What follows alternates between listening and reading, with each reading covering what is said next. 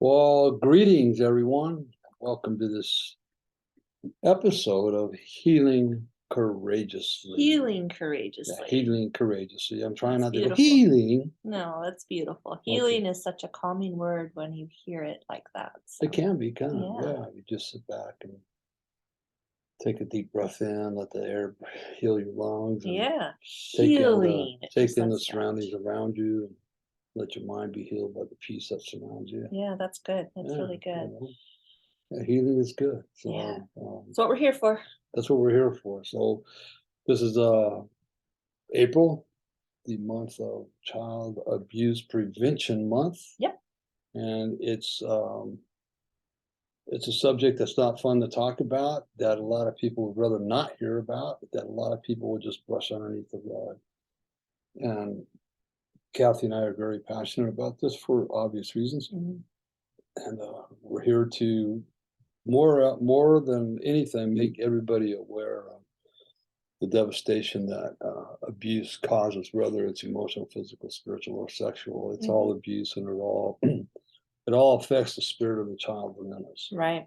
And even though we're talking about, being a child abuse, this happens even in an adulthood as well. So Absolutely, it we don't does. want to Yeah. minimize those that may have had the effects of abuse in their young adult or adult life. So we don't want to, Teenage years, yeah, adolescent teenage years. years. Yeah, Yeah, yeah. we don't want to lose the fact that this is just about children, but abuse is abuse across the board. No matter what the age is, it affects us all in very much these The manners. same matters. Yeah. So, week one, we talked about what is abuse. We shared what is abuse, the different types of abuse. Week two, we talked about the signs of abuse, things to look for in a family member, a friend, children in your school, children in your church, That might be your things. neighborhood. Yeah, your neighborhood. Within your own home. I mean, it might be things that people just think, well, that's just part of growing up, and Yeah. he's just being a teenager, they're just being a kid. But and it's not that they're all signs, Right.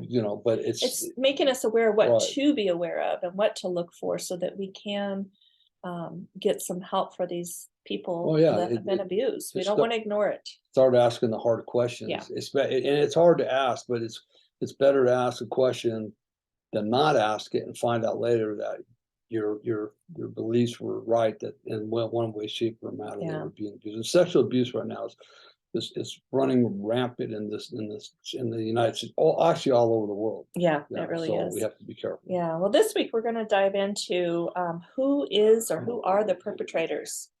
And when I first heard this word perpetrator, the first thing that comes to mind when I was probably in junior high or high school, you hear, oh, he's a perp.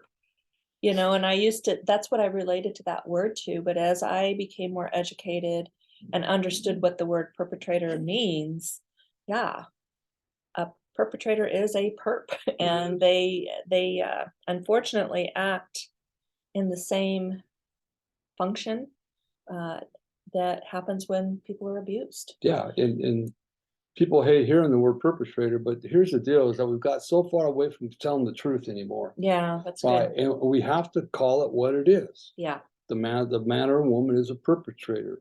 They have abused an adult male, an adult female, a child. Yeah. They're perpetrators. They're perpetrating. Actually, what they're perpetrating is terror upon these people. Yeah. I heard that when I was in treatment. Randy, you're a terrorist. I go, what do you mean I'm a terrorist? I'm right, but I was terrorizing my family. They're terrorizing these kids. Yeah, and I'm just going to give you the dictionary reading of what perpetrator is, just for clarity. Yeah. It's a person who carries out a harmful, illegal, or immoral act.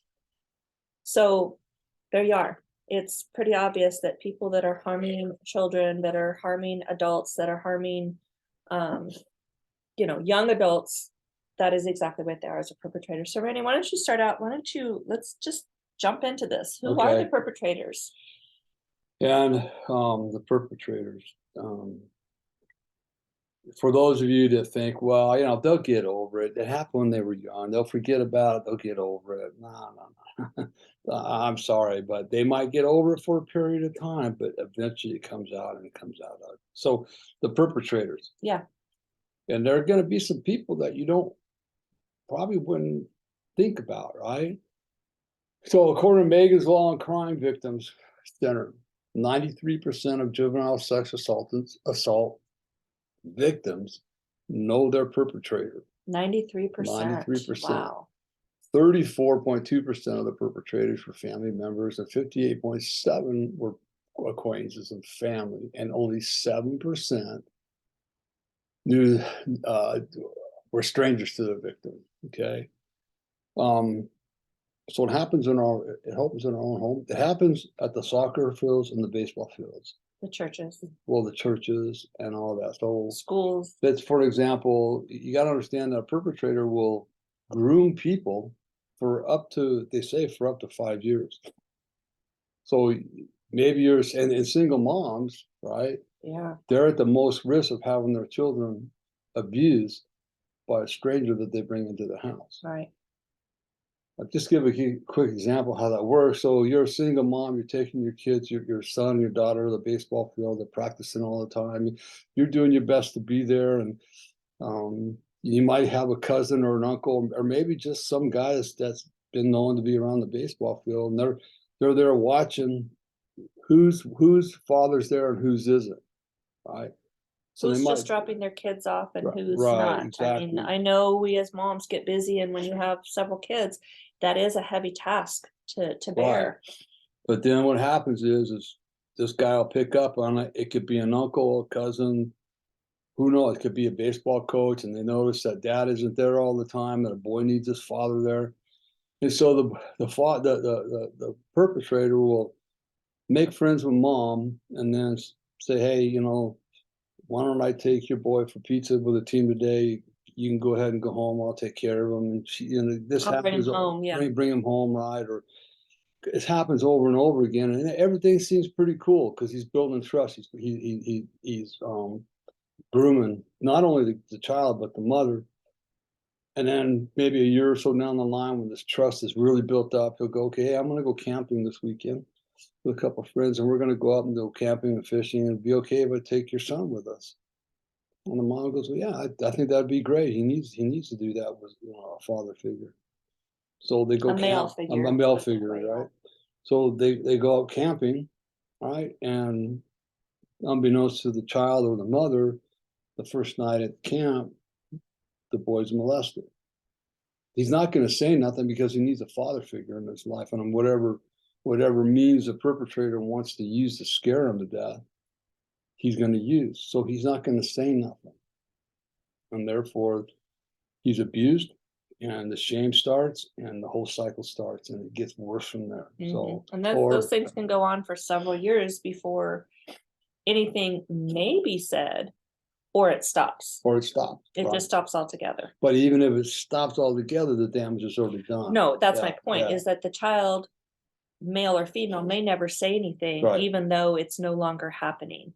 So but the damage is done, the child has been affected, and they carry that the rest of their life until they are strong enough, brave enough, have enough courage to say something, or something happens, where they're almost forced to say something. See, in the instance of me, my father had just died like a month before, and the man that was to be my stepfather played that game on me. Hey, I know it's hard, being without your dad, but I'm going to be here for you, and I'll make sure you're okay, and blah blah blah blah blah. And then he started molesting me, and as we left, he goes, "Don't tell nobody. It's going to be our little secret." Well, why would I tell anybody? Because I just lost my father.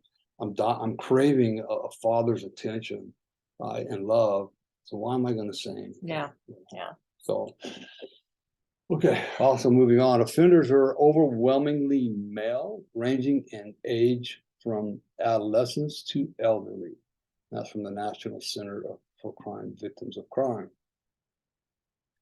I'm sorry, National Center for Victims of Crime.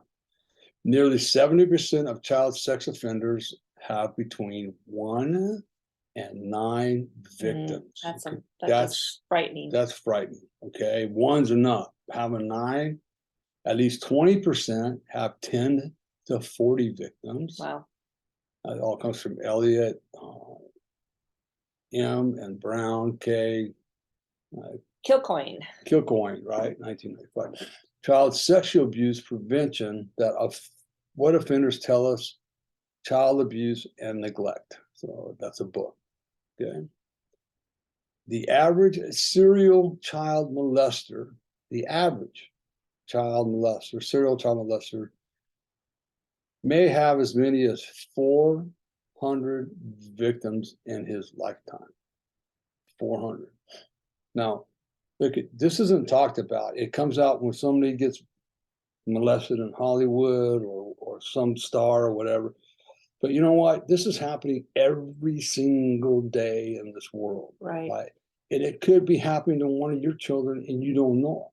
If you think about the statistics of 1 or 4 boys and 1 or 3 girls, and we feel it's more like 1 or 2 straight across the board. Yeah, there's a good chance you know Yeah. somebody. So somebody in your circle, regardless, is being sexually abused Or has been. but is also being, if they're sexually abused, they're also being emotionally abused and spiritually abused. Yeah. Okay. It is estimated, this is a good one, right? Yeah. It is estimated that women are the abusers in about 14% of the cases reported. That comes from the National Center for Victims of Crime. And you always hear, nah. How can a woman sexually abuse a child? Well, I have something on that. I mean, if you think about it, if we really think back, how many times a year do we read in the news that a female teacher Yeah. has Yeah. sexually abused one of her students? Right. Or more of her Right. students? Right. I can't even think of what that Mary something or another. Oh gosh, I do a blank now. But that was years ago, and she ended up marrying her student when he became an adult. They had children together. They've since divorced. But that happens a lot. Yes. Think about how many times a year do we see that? And now that, again, that's only what we see on the news. It's probably happening way more than that, especially if 14% of the abusers are women. Right, exactly. That's just what's being reported again. And then the report, only 10% of all cases will even be reported. Exactly. And a lot of these statistics come off my sexual abuse website page, but they apply pretty much straight across the board. They're not exactly the same, but they're really close, straight across the board. And can I just share too what I've learned, and through you and through your journey, is when it's a woman that is abused, for example, the teacher abusing the young boy, typically they're preteen, adolescent, or teen. These young boys aren't going to say anything because it's almost like there's that attaboy. You've got an older woman that's showing you attention. Yeah. And so they kind of come off with that chip on their shoulder to begin with, but it's several years later, if not years later, that they realize how much that abuse affected them in their preteen years, because now it's created expectations of what relationships should look like, what sexual relationship should look like. That's true. And, like you said, the attaboy and, all their schoolmates, hey, man, I can't believe it, high five. And oftentimes, not all the time, oftentimes dad is going to ask my boy, man, can you believe that happened? Oh, that's sad. And that's the truth, right?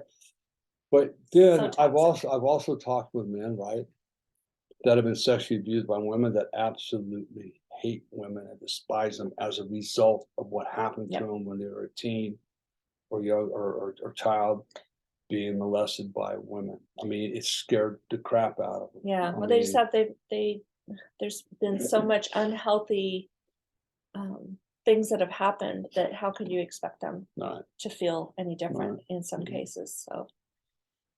So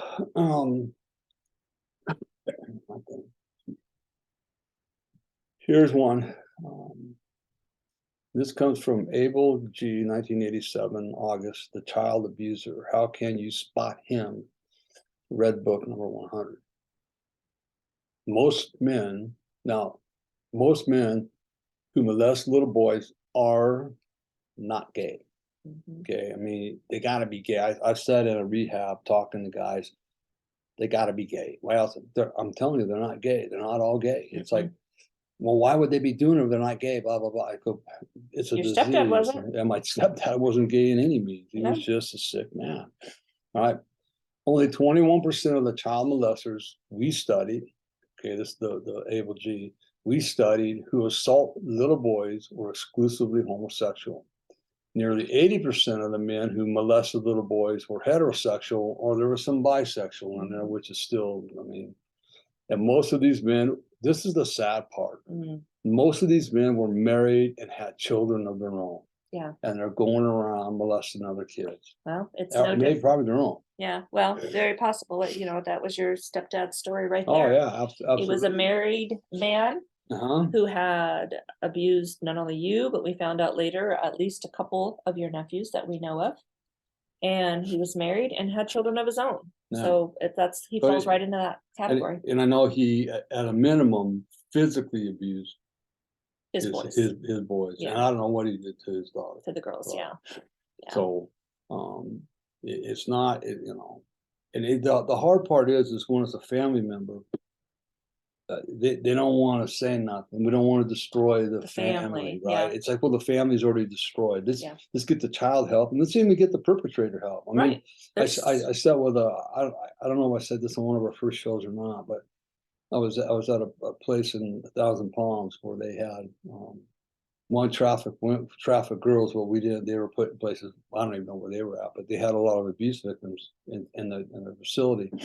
And I remember I was talking one day, and there was a couple girls in there. I remember this one girl, and she goes, "You know, Randy, when I was 9 years old, my grandfather told me he was going to teach me how to take care of men, and he started raping me." At 9 years old, her grandfather was doing not this even to of her. age to understand. Right. And then, so she went and told mom, and mom says, "You're lying. If he did that to you, you must have wanted it, you little whore." And then started slapping her around. Now, what's a child supposed to do? People will always say, I mean, I can even remember when some of the actresses came out. How come they didn't say nothing earlier? Why aren't they, you know, why are they waiting now?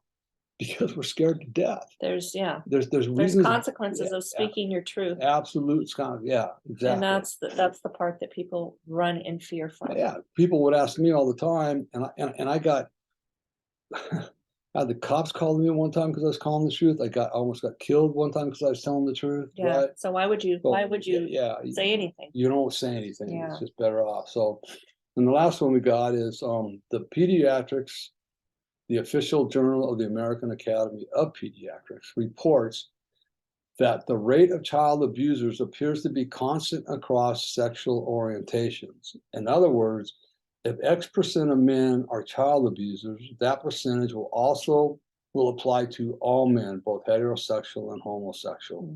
So it's just straight across the board. I mean, you got to put them all in one bucket. I think, yeah, we can't pick and choose who we think it could be. You know, it's a lot of times it's the surprise is the one that you would think the least would be doing the abuse. Yeah.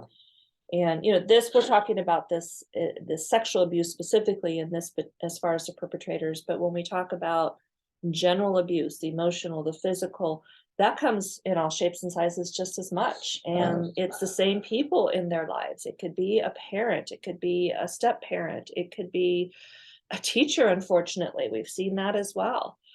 So it's not just the sexual abuse, but it's all abuses are affected by that same population of people. Yeah, and actually, it's one of the things I did when I got sober, and then when I started following God and got back in the church. I had scripture used against me all the time, especially the rod and staff. Yeah. I mean, that was huge, you know. And so what I wanted to do when I started this journey, I go, okay, I want to see what the Bible really does say about abuse, right? And I'm telling you that too many people will listen to their pastor, which okay, but they take their word for gospel instead of doing their own research, digging deep, finding out what all this stuff means. Yeah. Because there are severe consequences in the eyes of God for abusing a child. Right? And I'm gonna do a separate live feed on this here probably in a week or two. I'm putting all my stuff together right now about the scripture and how it just blows me away. Yeah. Right. Yeah, You know, people are running from God right now. Well, wonder why. Wonder why. Yeah, Yeah, there's so many reasons, but this is a big reason right it's a there. huge So, one. It's one of the biggest ones. yeah. So, again, these subjects this month of April, we have to speak it. We have to put truth out there. We have to put awareness out there, even in the difficult conversations. If we only help one person, then we've done our job. Right, And if right. one person is listening and they identify with this and they reach out, now all of a sudden our little branch has grown. We've sprouted a little bit more. Pebble effect. And it's that pebble effect. Yep. Exactly. It's planting the seeds, and then all of a sudden that pebble effect reaches another person, or that seed starts sprouting. And maybe you don't know of anybody right now, but maybe 6 months, a year, 2 years from now, this podcast comes to mind because all of a sudden you have somebody in your circle that has been abused. You're going to remember this. So it's about education, it's about being aware, and it's about knowing as much as you can on this topic And- so that you can help others. If they missed last week's, I suggest they go back and Yeah. listen to that one. That's really valuable because we talk about the signs to look for, right? Mhm. And again, the signs to look for are there. It doesn't 100% guarantee that they're being abused, but it's signs that you need to start watching and asking questions about. Yeah, if you don't know them, it makes it very hard to help anybody. Right. So again, thank you for doing this, Randy. Yeah. I know this is dear to your heart, Mhm. and it's not easy, but it's necessary. Let's Yeah. put it that way. So thank you all for listening. Before we close out, I just want to go through a couple of our little things. Our call to action this month is to tag a friend. Just as we've been talking about, we ask that you follow us on our social medias, both Instagram and Facebook. We post each week different encouraging quotes up there. Tag a friend to that quote, share it with somebody. Also, when we post the podcast each week, spread and share that out with somebody as well. Our podcasts are released on Spotify every Monday. And so we ask that you follow us on Spotify so that we can build that platform. The more we build the platform, the more people we reach. And that's the important part of that. I also want to offer our freebie this month. If you go to the life coaching website, changeyourlifestorynow.com, there is a link there where you can put your contact information, and we will send you a paperback, but a real book of Randy's book, Healing the Wounded Child Within. You can also find all of our coaching packages that are there, the different things that we offer, both in marriage, if there is a journey of abuse that you need to work through, if there is marriage relationship issues, whether it's individual or a couple, maybe you have addiction that you need to work through. All of our coaching packages are available at changeyourlifestorynow.com. So we encourage you to go there. There's some testimonies in there that'll kind of give you an idea of what we've done and how we've helped others in the past as well. And then my final push is for the Courageous Healers Foundation, which is our nonprofit. And we help those that heal from their past traumas, whether it be child abuse traumas, whether it be relationship traumas, marriage, family, etc. And we can't do that without your help. We asked if you can make any financial donation. You can go to courageoushealers.org, click on the donation button. It gives you an option for one-time donation, or perhaps you can set up for a monthly. It could be $5. It could be $10. That $5, that $10, that $100, whatever you're able to donate, definitely goes to a good cause of helping somebody else. And it's almost like, what we do biblically is that we tithe to bring joy to God. Right. And when you're able to donate, you're bringing joy not only to yourself, but you're helping other people to receive joy in their healing, which brings help to them. And it's that snowball effect. And to God too.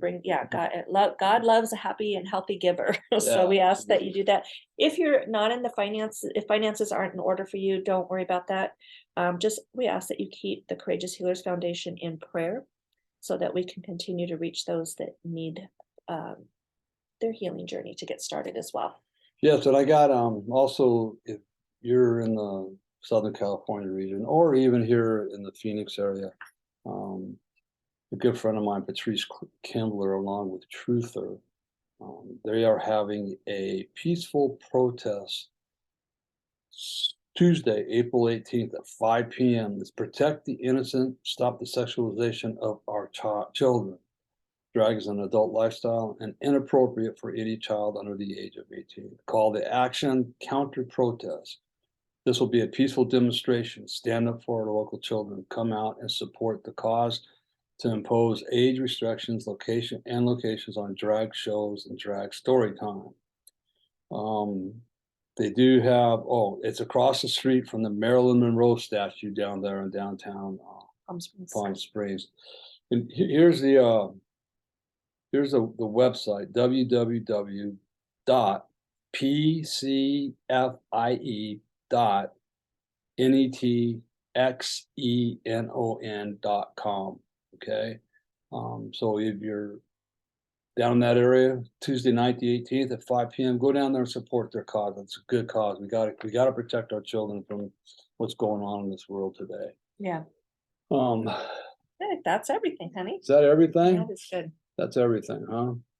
All right. So we thank you for joining us on this episode again. And again, we know this is a very difficult topic to be discussing, but there's a scripture in the Bible, and I got it right here. Right, got it right. Proverbs 31:8-9. So speak up for those who cannot speak for themselves, for the rights of all who are destitute. Speak up and judge fairly. Defend the rights of the poor and the needy. That's good. And I am the voice for the voiceless victims in this world. And you can be too. Yeah, just by getting involved. By getting involved. Absolutely. So we thank you for joining us. We'll see you on our next episode. We'll be talking about how we can help on our next episode. So we look forward to that. Remember, nobody tells you they love you today. Randy does. Kathy does. And more importantly, God does. Be blessed, everybody, and have a fabulous, fabulous week. We love you.